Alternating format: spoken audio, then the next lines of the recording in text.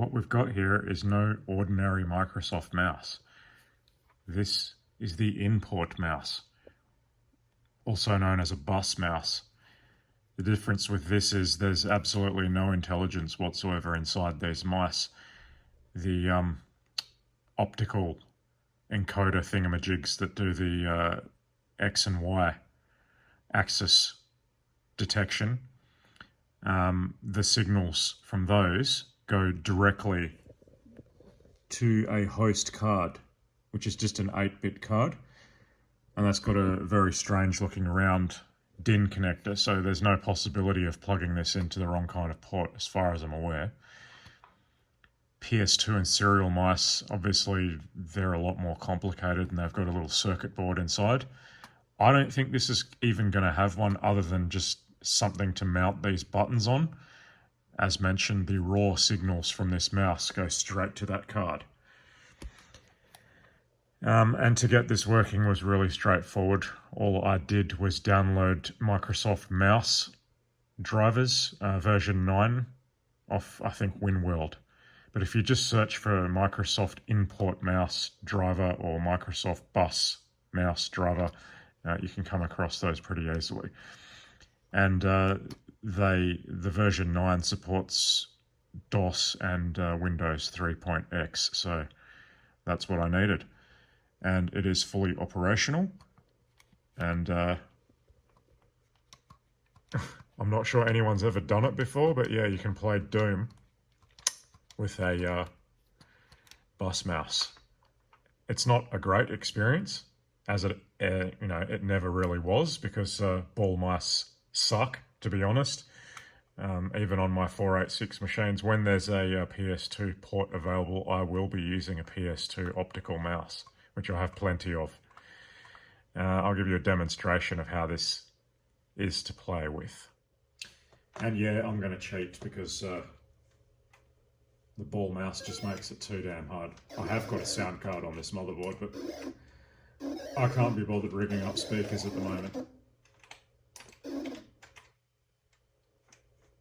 The surface is very important for what you're going to be playing with this mouse on. It needs to be hard, any kind of soft surface, and that ball just loses traction and it just becomes impossible. I'm currently using a hardcover book with a glossy cover sleeve, and that seems to be working extremely well, surprisingly.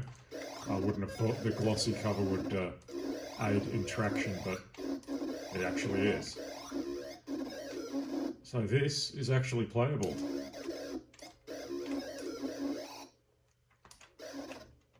Playable enough to not cheat? I think so. But for the purposes of this video, this is good enough. And yes, I know where all the secret areas are. That's not the point of this video. I'm just gonna finish this off. I've been playing this for over 30 years. So when you install the DOS-only version driver, which I have here, version 9, it creates this directory called mouse, and you've also got the mouse manager application, which allows you to adjust the sensitivity of the mouse. And it's a bit of a diagnostic as well. As you can see, the cursor is moving around there. I don't know why you'd want to change the buttons around. Maybe, I suppose, if you're left-handed and you wanted to change the if you wanted to change the orientation of the mouse.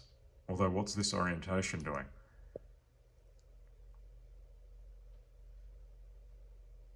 What the hell does that do? I don't even want to know.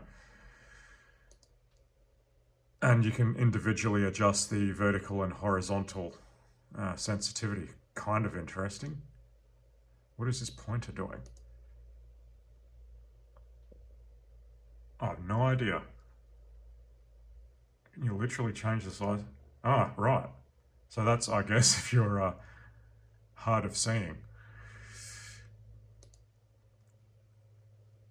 Yeah, that's basically all there is. And the mouse driver itself, it actually adds to your auto-execute batch folder, file. So yeah, it runs at startup. You can also choose not to do that.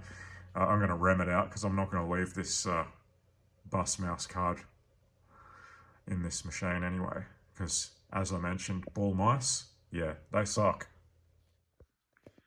So that's the actual bus mouse host card that I'm using. I do believe some of these mice did actually use a 9-pin connector.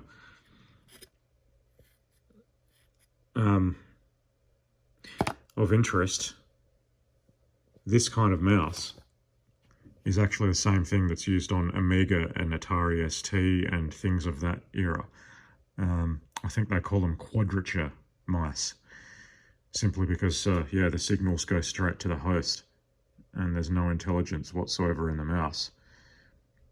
I don't know if that 9-pin connector, when it was populated, was compatible with those two. But anyway, and I've set it to IRQ4 because IRQ5 is being used by my sound card. They're really quite simple. It's basically just 2 chips. And this is what the connector looks like if you should ever come across one of these mice.